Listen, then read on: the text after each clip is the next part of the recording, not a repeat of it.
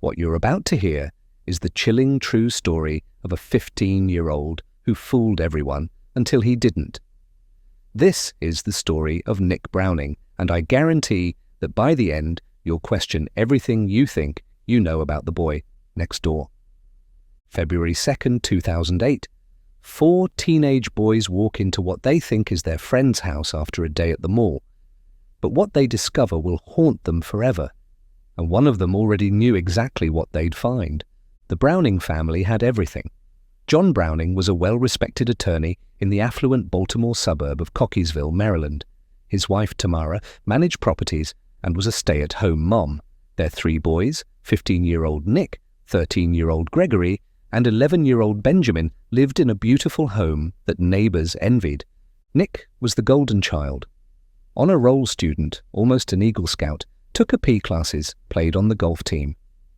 The kind of kid every parent wishes they had. Or so everyone thought. Let me take you back to February 1st, 2008. Nick and his 3 best friends, Ryan Fingles, Taylor Tuxbury, and Alexander Smith, were having a sleepover at Ryan's house. Just normal 15-year-old stuff, video games, movies, hanging out. But around 1:30 a.m., Nick told his friends something that should have been their first red flag. "I'm going to go get my parents' car," he said. Now remember, Nick was only 15. He didn't have a license, but he told his friends he was going to sneak home, grab the keys, and take them all for a joyride. The boys thought nothing of it when Nick called his little brother Gregory and told him to leave the basement door unlocked. What happened next would change everything. Before we dive in, let us know where you're watching from today, and please consider to subscribe. The next day, February 2nd, the 4 boys spent the afternoon at the mall. Nick seemed normal, laughing, joking, acting like any other teenager. But there was something different. He kept calling home, over and over, his parents' cell phones, the house phone, even their vacation home number. "They were supposed to pick me up at 9 a.m. to clean the house," Nick told his friends. "My mum always calls to check in. This isn't like them." But here's what's chilling. Nick never once suggested they just go check on his family. His friend's house was only half a mile away. Any concerned teenager would have said, "Let's just walk over and see if they're okay." But not Nick. When they finally arrived at the Browning house that evening, Nick entered through the garage using the code. The first thing they noticed was that the kitchen door was unlocked, unusual for the security-conscious family. And then they saw him. John Browning was on the couch, his face pale and bloody. The boys immediately called for Alexander's father, who was dropping them off. He rushed in, pushed the boys away, and called 911. But Nick went upstairs. While his friends stood frozen in horror, Nick calmly walked upstairs and discovered his mother and 2 brothers, all shot in their beds. But what the boys didn't know was that they were witnessing the performance of a lifetime, because Nick Browning already knew exactly what they would find.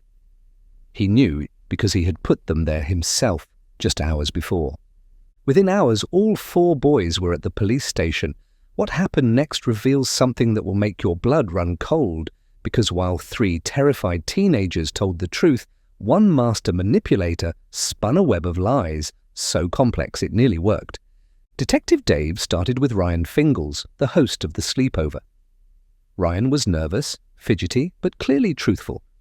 His hands shook as he recounted the evening, confirming they'd all been together watching movies, playing video games, but then came the crucial detail.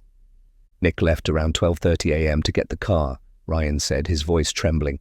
"He said he was going to take his parents' car out for a drive. We were all going to go with him." But there was something that didn't add up. He said when he got there, the lights were still on, so he just sat in the car and fell asleep. Alex called him around 5 a.m. and he came back. Ryan's story was consistent, detailed, and most importantly, it placed Nick at his house during the crucial hours when his family was murdered. Taylor Tuxbury was even more nervous in his interrogation room. You could see him wrestling with himself, touching his face, fidgeting with his water bottle.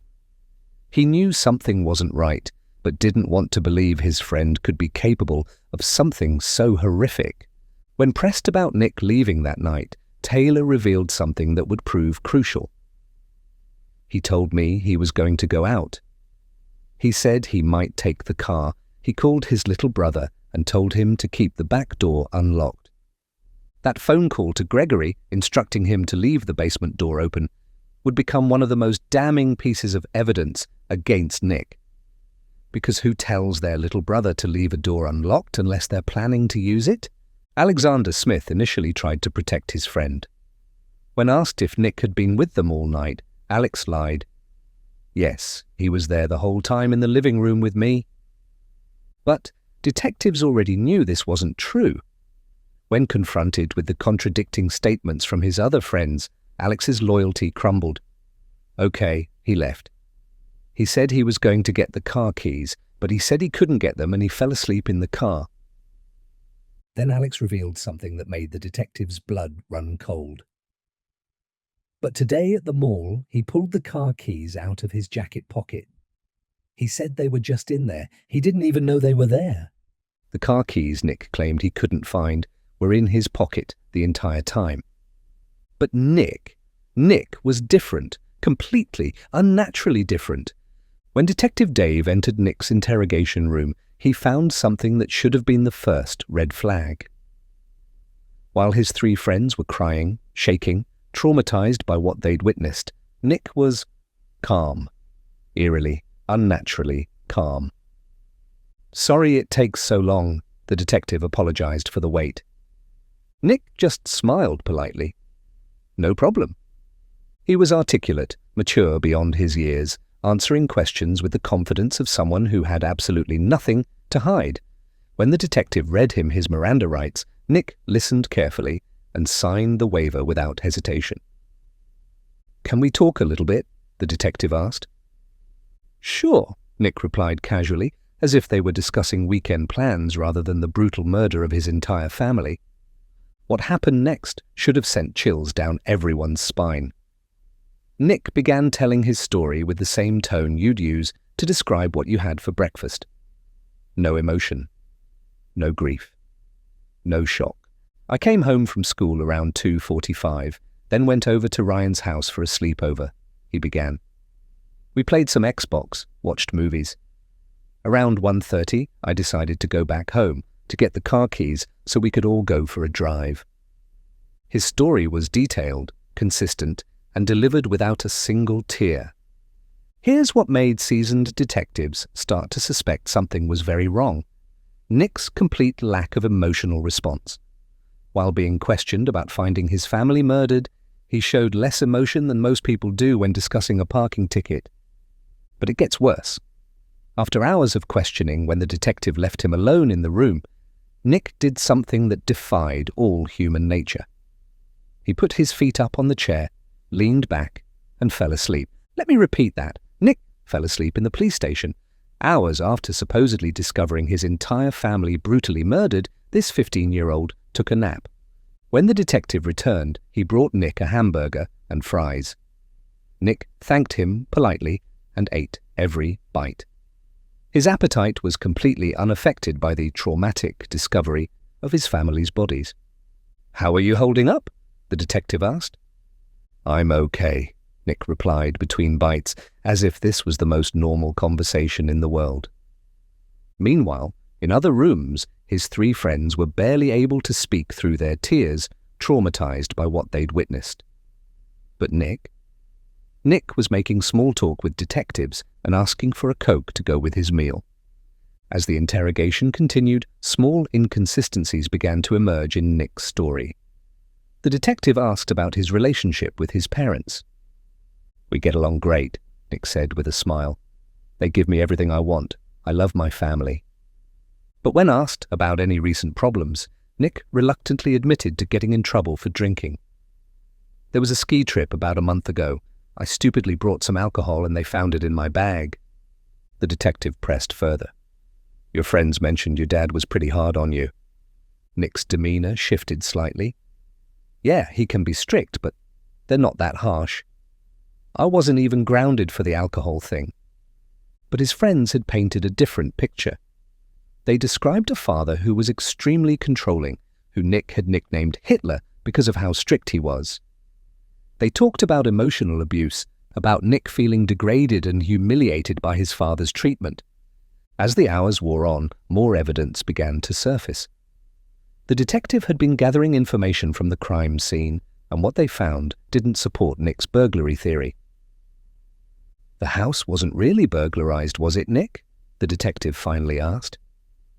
"What do you mean?" Nick replied, his voice steady. "Nothing was actually taken. The Xbox and Wii were moved around, but they're expensive items a burglar would definitely steal. Your mum's jewelry was scattered but not taken. This wasn't a robbery, Nick. This was staged."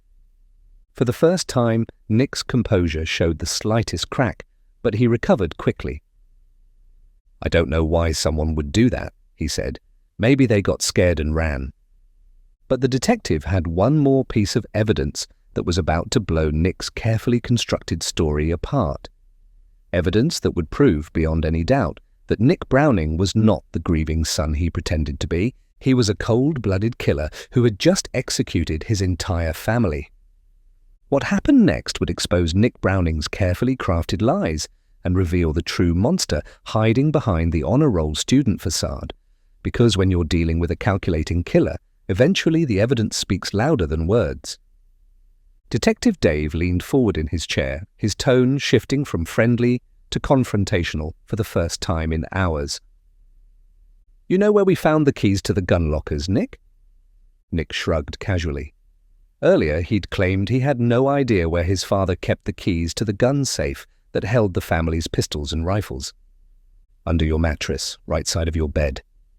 For the first time since the interrogation began, Nick's composure cracked, just slightly. His eyes widened for a fraction of a second before he regained control. "That's impossible," Nick said quietly. "I don't know how they got there."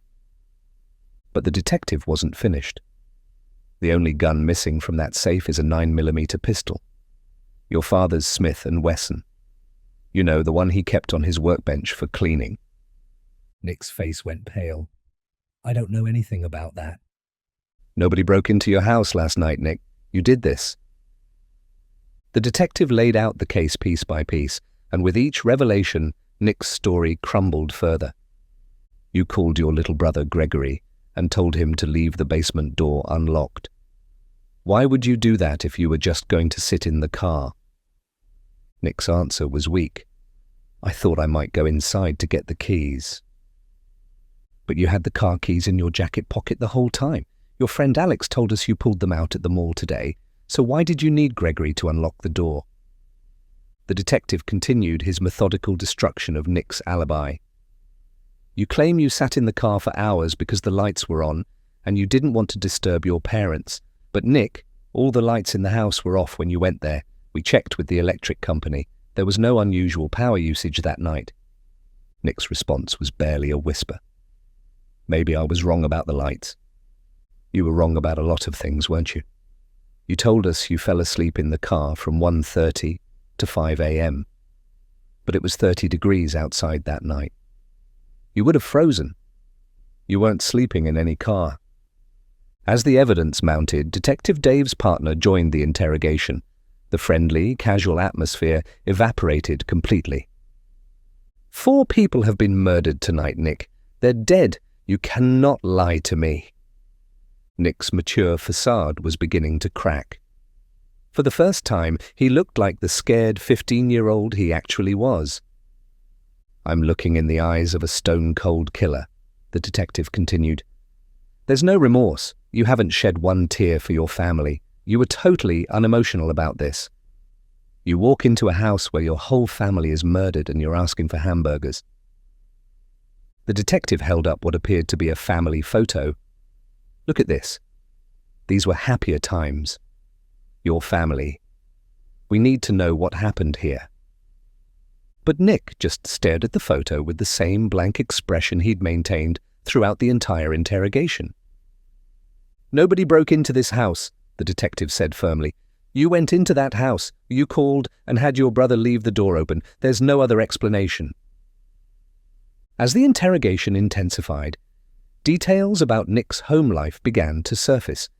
His friends had mentioned that Nick called his father Hitler because of how strict and controlling he was. "Your father was hard on you, wasn't he?" the detective asked.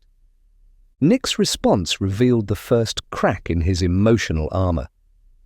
He could be strict, but that's not a reason to kill somebody. The detective pressed further. We heard he hit you, that he was emotionally abusive, that he degraded you in front of your friends. For a moment, Nick's carefully controlled expression showed something real: anger, resentment, years of built-up rage. He worked all the time, Nick said quietly. He'd come home stressed and take it out on me, but I didn't do this. But the detective had heard enough. You're 15 years old. You will spend the rest of your life in jail if you keep lying to us. After hours of interrogation, the detective delivered the final blow that would shatter Nick's composure completely. You're under arrest for first-degree murder. As the handcuffs clicked around Nick's wrists, something in his expression changed. The mask of the grieving son finally slipped away, revealing something cold and calculating underneath. So what happens now? Nick asked, his voice devoid of emotion. Now you tell us the truth, the detective replied. Left alone in the interrogation room, handcuffed to the table, Nick did something that revealed the true depth of his narcissism and complete lack of remorse. He fell asleep again. Even facing charges for murdering his entire family, even handcuffed in a police station, Nick Browning slept peacefully. Because in his mind, he had done nothing wrong. He had simply eliminated obstacles to getting what he wanted. When the detective returned 40 minutes later, he found Nick awake and strangely calm. I'm just trying to help you out, Nick. I'm trying to figure out what happened here. This is a horrible tragedy. Nick looked up at him with those cold, emotionless eyes and said something that chilled everyone in the room. If there's a reason, I still go to jail, right? Not I'm innocent, not I loved my family, not how could someone do this to them? Just a calculated question about jail time. The detective realized he was dealing with something far more dangerous than a troubled teenager. He was sitting across from a remorseless killer who viewed his family's murder as nothing more than a problem to be solved. And Nick Browning was about to confess to something so cold-blooded, so methodically planned, that it would haunt everyone who heard it for the rest of their lives. What you're about to hear is the most chilling confession in criminal history. Because when Nick Browning finally broke, what he revealed wasn't the story of a troubled teen who snapped in a moment of rage. It was the calculated execution of an entire family by someone who felt absolutely no remorse.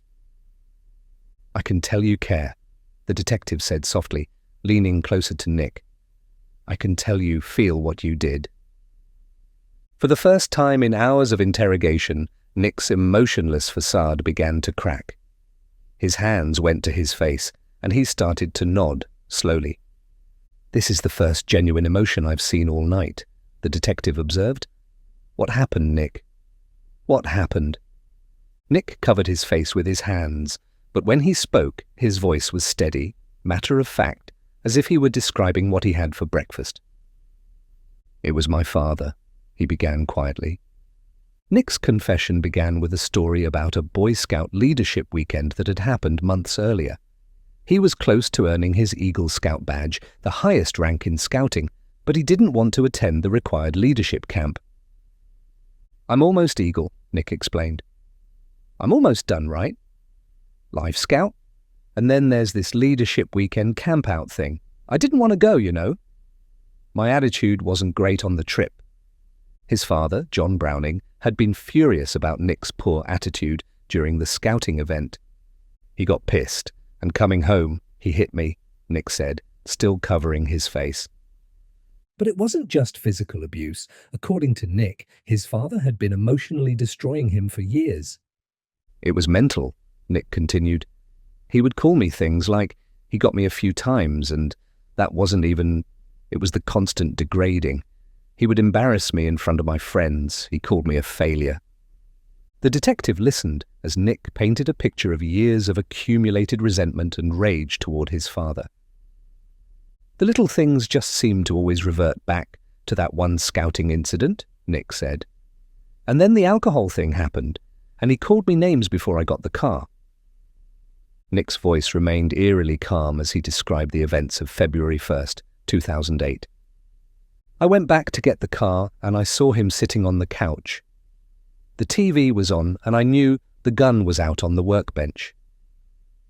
Here's where Nick's confession becomes truly terrifying, because what he described next wasn't a moment of rage or a split-second decision. It was a calculated, methodical execution. "I stood there for about a half hour," Nick said, his voice barely above a whisper, "just standing over him while he was sleeping, and I went between putting the gun up to his head and pulling it back down, up to his head and back down." The detective pressed for more details. "Did you mean to pull the trigger?" "I'm not sure if I meant to pull the trigger or if it just... The way he was sleeping there, I don't know if it was subconscious or if I meant to do it, but the gun went off." But Nick's confession was far from over. Because after shooting his father, he didn't flee, he didn't call for help, he didn't show any remorse at all. "It was loud, and there was ringing in my ears," Nick continued. "I sat down on the couch and waited for everyone to come crashing down, but no one did." What Nick described next revealed the true depth of his cold-blooded nature. After waiting to see if the gunshot had awakened anyone, he made a calculated decision. "I walked upstairs," he said simply. "What happened with your mother?" the detective asked. "She was sleeping. I shot her twice." The detective pressed for more details. "Was she awake?" "No, she was still sleeping. I think she went back to sleep after the first shot." Think about that for a moment. Nick's mother may have been awakened by the first gunshot, but before she could fully comprehend what was happening, her own son shot her again, killing her as she lay in bed. But the most chilling part of Nick's confession was yet to come. "Why the brothers, Nick?" the detective asked. Nick's answer revealed the calculated, self-serving nature of his crimes. "I didn't want anyone there to say anything. My story would work because I was the only one." He killed 13-year-old Gregory and 11-year-old Benjamin, not in a rage, not because they had done anything wrong, but simply to eliminate witnesses to his parents' murders. "When you went into their room, were they awake?" the detective asked. "I think so," Nick replied with the same emotionless tone. So these children, awakened by gunshots in their home, saw their big brother, the person who was supposed to protect them, enter their room with a gun. The terror they must have felt in those final moments is unimaginable. "I shot Greg first, then turned and shot Benjamin," Nick said, as if describing a routine task. After murdering his entire family, Nick didn't break down, he didn't call for help. Instead, he methodically staged a burglary scene to cover his tracks. "What happened with the jewelry and the Xbox?" the detective asked. "I just opened up the jewelry case and threw some jewelry on the ground. I moved the Xbox and Wii to the pool table to make it look like someone had been interrupted." Nick had thought of everything. He scattered jewelry to suggest a robbery, moved electronics to make it look like a burglar had been gathering items to steal, and left through the basement door that he had instructed Gregory to leave unlocked. "Where's the gun, Nick?" the detective asked. "It's on Sharp Road," Nick replied. "In the bushes. I can show you where." Even in confessing to quadruple murder, Nick remained cooperative and helpful, as if he were assisting with directions to a restaurant rather than revealing where he'd hidden the weapon used to execute his family. Throughout his entire confession, Nick showed no emotion beyond covering his face occasionally, no tears for his family, no expressions of regret or remorse. When asked if he was sorry, his response was telling. "Obviously you're sorry about this, right?" the detective prompted. Nick's answer was barely audible and came only after prompting. Even his apology seemed calculated rather than genuine. The most disturbing part wasn't just what Nick had done, it was how completely unaffected he seemed by it. He had methodically executed 4 members of his family and then spent the next day at the mall, laughing with friends, acting completely normal. And this wasn't a crime of passion, this wasn't a teenager who snapped under pressure. This was the calculated action of someone who viewed other people, even his own family, as obstacles to be removed when they became inconvenient. And the most terrifying part? Nick Browning almost got away with it. The Nick Browning case forces us to confront a terrifying truth. Evil doesn't always look like what we expect. Sometimes it looks like the boy next door. Sometimes it wears an honor roll badge and an Eagle Scout uniform. And sometimes it sits in a police station, calmly eating a hamburger after confessing to murdering its entire family. What happened after Nick's confession might surprise you even more than the murders themselves. When word spread about Nick's arrest and confession, you'd expect his extended family to turn their backs on him in horror. But that's not what happened. Instead, his grandparents, aunts, and uncles began writing letters to the court, not condemning Nick, but asking for leniency. His maternal grandfather even came forward to support Nick's claims of abuse, stating that John Browning had indeed been physically and emotionally abusive toward Nick for most of his life. These family members painted a picture of a household where John Browning was a tyrant, controlling and degrading his eldest son at every opportunity. They described a father who set impossibly high standards and punished Nick harshly when he failed to meet them. But here's what makes this even more chilling. Even if every allegation of abuse was true, it doesn't explain or justify what Nick did. Millions of children suffer abuse and don't become family annihilators. The vast majority of abuse victims never harm anyone. What made Nick different wasn't his circumstances. It was something fundamentally broken in his psychological makeup. Mental health experts who studied Nick's case identified several disturbing psychological markers that painted a picture of a deeply disturbed individual. Complete lack of empathy. Throughout the entire interrogation, Nick never once expressed genuine concern for his family. Even when confessing, his primary worry was about his own jail sentence, not the lives he had taken. Grandiose self-image. Nick believed he was smarter than the detectives interrogating him. He thought his burglary staging was clever enough to fool experienced investigators. This inflated sense of his own intelligence is classic narcissistic behavior, manipulative behavior. For years, Nick had successfully fooled teachers, neighbors, friends, and even trained professionals. He maintained perfect grades, participated in scouting, played sports, all while harboring homicidal thoughts about his family. Emotional detachment. Nick's ability to sleep during his interrogation, to eat calmly after confessing, and to show no grief for his family indicates a profound disconnection from normal human emotions. Self-serving decision-making. Every choice Nick made was based purely on what benefited him. He killed his brothers not because he was angry with them, but because they were inconvenient witnesses to his crimes. These traits, taken together, paint a picture of someone with severe antisocial personality disorder, what most people would recognize as psychopathy. Though Nick was too young at 15 to receive an official diagnosis, his behavior fits the pattern perfectly. Perhaps the most disturbing aspect of the entire case was Nick's performance in the hours and days following the murders. This wasn't someone who killed in a moment of rage and then broke down with guilt. This was someone who methodically executed 4 people and then seamlessly returned to his normal teenage life. On February 2nd, 2008, less than 24 hours after murdering his family, Nick went to the mall with his friends. He laughed, joked, and acted like any other teenager. When his friends expressed concern about not being able to reach his parents, Nick played the worried son perfectly, calling multiple phone numbers and expressing just the right amount of anxiety. Even when they arrived at his house and discovered the bodies, Nick's performance never wavered. He acted shocked, traumatized, and grief-stricken. If not for the physical evidence and inconsistencies in his story, he might have gotten away with it completely. This level of deception requires not just intelligence, but a complete absence of conscience. Normal people simply cannot maintain that kind of facade after committing such horrific acts. The Nick Browning case raises disturbing questions that we still can't fully answer. How long had Nick been planning this? His request for Gregory to leave the door unlocked suggests premeditation, but his claim that seeing the gun triggered the decision suggests it was more spontaneous. The truth may be somewhere in between, a teenager with homicidal ideation who seized an opportunity when it presented itself. Were there warning signs that everyone missed? Nick's drinking, his conflicts with his father, his emotional detachment. In hindsight, these could be seen as red flags.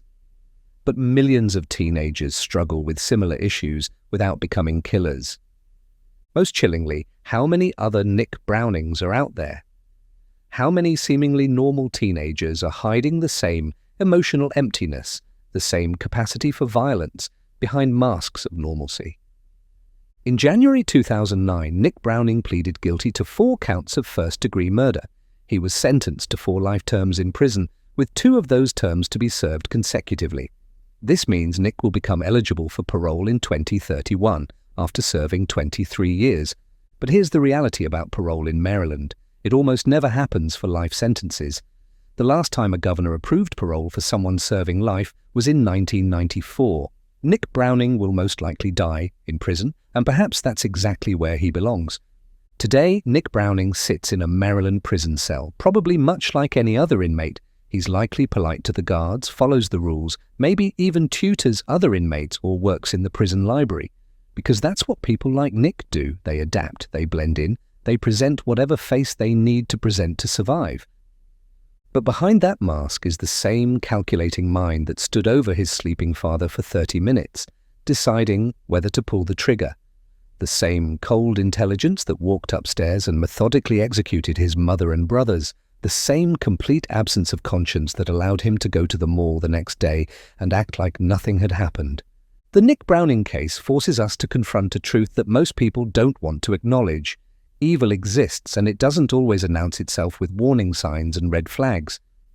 Sometimes it sits in your AP classes, earns merit badges at your scout meetings, and plays on your golf team. Sometimes it looks exactly like the kid you'd want your daughter to date or your son to be friends with. It smiles politely, says please and thank you, and never gives you a reason to suspect that behind those normal teenage eyes lurks the capacity for unspeakable evil. Nick Browning wore his mask so well that he fooled everyone for 15 years. Teachers, neighbors, friends, even his own family never suspected what he was truly capable of. And that might be the most terrifying thing of all, because if Nick Browning could hide his true nature so completely, who else is out there wearing the same mask, waiting for their moment? The next time you see a polite, well-behaved teenager who seems to have everything going for them, remember Nick Browning. Remember that evil doesn't always look like a monster. Sometimes it looks just like us, and sometimes it's already living in your house. Within hours, all 4 boys were at the police station. What you're about to hear is something that will make your blood run cold, because while 3 terrified teenagers told the truth, one master manipulator spun a web of lies so complex it nearly worked. Detective Dave started with Ryan Fingles. Ryan was nervous, fidgety, but clearly truthful. He confirmed they'd all been together, that Nick had left around 12:30 a.m. to get the car, and that he'd supposedly fallen asleep in the driveway for hours. Taylor Tuxbury was even more nervous. You could see him wrestling with himself, knowing something wasn't right, but not wanting to believe his friend could be capable of something so horrific. When pressed about Nick leaving that night, Taylor revealed something crucial. Nick had told his little brother to keep the basement door unlocked. Alexander Smith initially tried to protect his friend, lying and saying Nick never left the house, but when confronted with the truth from the other boys, he broke down and admitted Nick had left with the car keys that Nick later claimed he never had. But Nick was different. When Detective Dave entered Nick's interrogation room, he found something unsettling. While his 3 friends were crying, shaking, traumatized by what they'd witnessed, Nick was calm, eerily calm. "Sorry it takes so long," the detective apologized. Nick just smiled. He was polite, articulate, mature, beyond his years. He answered questions with the confidence of someone who had nothing to hide. He even joked with the detective, asked for food, and at one point fell asleep in his chair. Let me repeat that. Nick fell asleep during his interrogation. Hours after discovering his entire family murdered, this 15-year-old was taking a nap in a police station. Nick's story was elaborate. He claimed he left Ryan's house at 1:30 a.m. to get the car keys. He said when he arrived home, all the lights were on, which made him suspicious, so he decided to wait in the car for them to go to bed. He claimed he fell asleep and didn't wake up until Alex called him at 5 a.m. But here's where it gets interesting. The detectives had already spoken to his friends. They knew Nick had the car keys in his jacket pocket the whole time. They knew he'd called his brother to leave the door unlocked. And they were about to discover something that would blow this case wide open. "You know where we found the keys to the gun lockers?" Detective Dave asked Nick. Nick shrugged. He'd claimed earlier he didn't know where his father kept them. "Under your mattress, right side of your bed." For the first time, Nick's composure cracked. Just slightly. But it was enough. The detectives laid out the evidence piece by piece: the gun locker keys under his mattress, the missing 9mm pistol from his father's collection, the staged burglary scene where nothing of value was actually taken. Not the Xbox sitting in plain sight, not his mother's jewelry, nothing. "Nobody broke into this house last night," the detective said firmly. "You did this." What happened next will chill you to the bone. Because when confronted with the evidence, Nick didn't break down. He didn't cry. He didn't show any emotion at all. Instead, he did something that revealed the true depth of his calculating nature. He negotiated. "So if I tell you a reason, that'll somehow change my jail sentence?" Nick asked. Think about that. His entire family was dead, and he was worried about jail time. Not grief, not remorse, just self-preservation. The detective pressed harder. "I'm looking in the eyes of a stone-cold killer. There's no remorse." And that's when Nick finally admitted it. Nick's confession was delivered in the same calm, matter-of-fact tone he'd used throughout the interrogation. He described how he'd been physically and emotionally abused by his father, who he called Hitler. How his father had hit him, belittled him, made his life miserable. But then came the part that revealed the true monster lurking beneath the surface. "I went back to get the car," Nick began. "I saw him sitting on the couch. The TV was on, and I knew the gun was out on the workshop bench." He described standing over his sleeping father for 30 minutes, gun in hand, raising it to his head and lowering it repeatedly. "I went between putting the gun up to his head and pulling it back down," he said, covering his face as if trying to hide from his own words. But here's what makes this truly horrifying. After shooting his father, Nick didn't stop. He walked upstairs and shot his mother while she slept. Then he went to his brother's rooms. When asked why he killed Gregory and Benjamin, Nick's response was chilling in its simplicity. "I didn't want anyone there to say anything. My story would work because I was the only one." He killed his 13-year-old and 11-year-old brothers not in a rage, not in the heat of the moment, but as a calculated decision to eliminate witnesses. After the murders, Nick calmly staged a burglary. He scattered some jewelry, moved the Xbox and Wii to make it look like someone had been interrupted. Then he disposed of the gun in bushes on a nearby road and returned to his friend's house. The next day, he went to the mall. He laughed with his friends, acted completely normal, and even worried about his family when they didn't answer his calls. Calls he knew would never be answered because he'd killed them all. When they finally went to his house, Nick put on an Oscar-worthy performance, discovering the bodies and acting shocked and traumatized. Here's something that might surprise you. After Nick's arrest, his extended family, grandparents, aunts, uncles, all wrote letters to the court asking for leniency. His maternal grandfather even supported Nick's claims of abuse, saying John Browning had been mentally and physically abusive for most of Nick's life.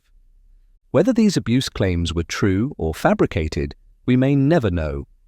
What we do know is that even if they were true, nothing, absolutely nothing, justifies what Nick did to his sleeping family. What makes the Nick Browning case so terrifying isn't just the brutality of the crimes, it's the complete lack of remorse. Throughout hours of interrogation, Nick never shed a single tear for his family. He showed more emotion when asking for a hamburger than when confessing to murdering his mother and brothers. Experts who analyzed the footage noted several disturbing behaviors: his ability to sleep during the interrogation, his complete lack of emotional response, his mature, calculated responses, his primary concern being about his own punishment rather than his family's deaths, his casual demeanor while eating after confessing to quadruple murder. These are classic signs of antisocial personality disorder, though at 15, Nick was too young for an official diagnosis. In January 2009, Nick Browning pleaded guilty to 4 counts of first-degree murder. He was sentenced to 4 life terms in prison. 2 of those terms are to be served consecutively, meaning Nick will become eligible for parole in 2031 after serving 23 years. But here's the thing about parole in Maryland. It almost never happens for life sentences. The last time a governor approved parole for a life sentence was in 1994. Nick Browning will likely die in prison. The questions that remain. The Nick Browning case raises disturbing questions that we still can't answer. How does a 15-year-old develop such a complete lack of empathy? What warning signs did everyone miss? And most chillingly, how many other Nick Brownings are out there, hiding behind honor roll grades and Eagle Scout badges? The footage of Nick's interrogation shows us something terrifying. Evil doesn't always look like what we expect. Sometimes it looks like the boy next door, sometimes it smiles and asks for a Coke while confessing to murdering its entire family. Nick Browning spent years perfecting his mask of normalcy. He fooled teachers, neighbors, friends, and even trained detectives, at least initially. He was intelligent, articulate, and charming. He was also a calculating killer who executed his family in cold blood and then went to the mall the next day. The most chilling part of this entire case? Nick's final words during his confession weren't about his family, weren't expressions of grief or remorse. They were about where he'd hidden the murder weapon and when he might get out of prison. In the end, the never-before-seen footage of Nick Browning's interrogation reveals something that will stay with you long after you've finished reading this. The most dangerous killers aren't the ones who look like monsters. They're the ones who look just like us. And they're walking among us right now, wearing the same mask Nick Browning wore for 15 years, until the moment he decided he didn't need it anymore. If you found this story touching, please remember to like and subscribe for more emotional stories of loss and discovery. This is based on events that happen more often than we realize, so share it with someone who needs to hear this.